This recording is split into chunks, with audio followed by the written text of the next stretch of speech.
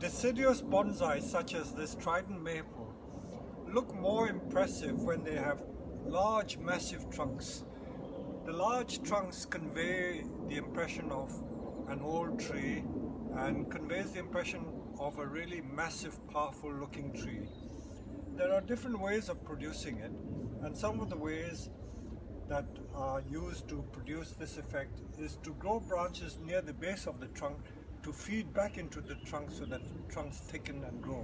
This ash tree has a massive trunk and has been developed by growing a tall tree.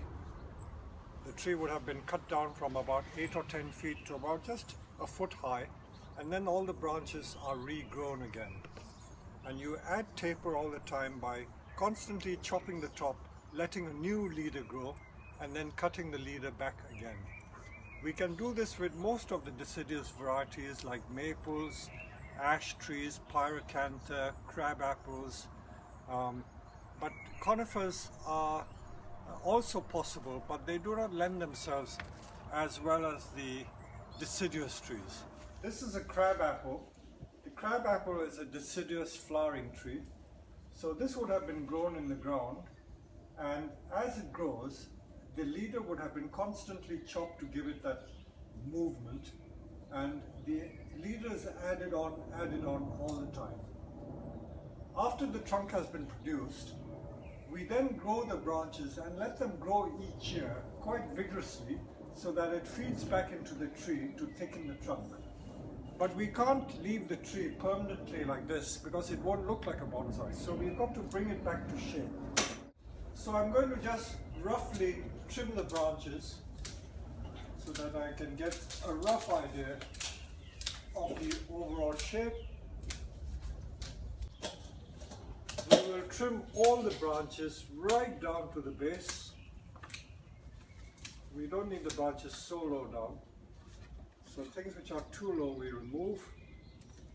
And then this tree has a front and a back, so we will find the front which looks nice and then decide how to place the branches.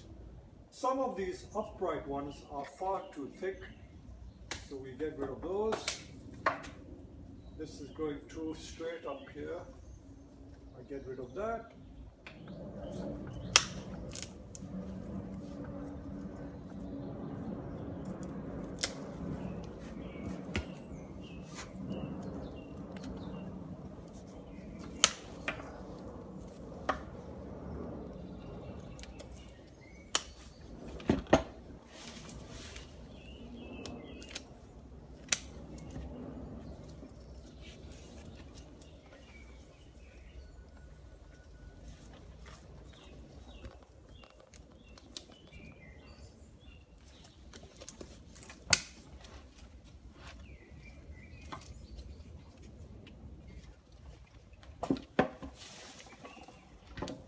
And now we can wire the branches that we choose to keep, and this will form the future structure of the tree.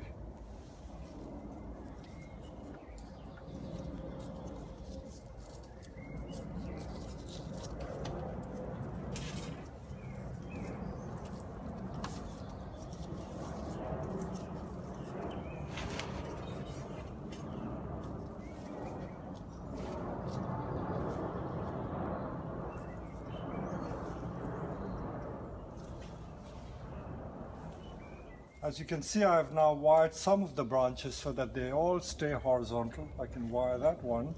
Things which are shooting upright and which are too stiff, we get rid of those.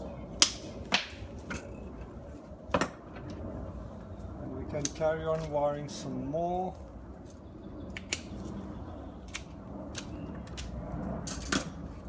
So that basically will be the future shape of the tree. There's more wiring to do. And as you can see, this tree has got lovely taper, broad base tapering to a fine point.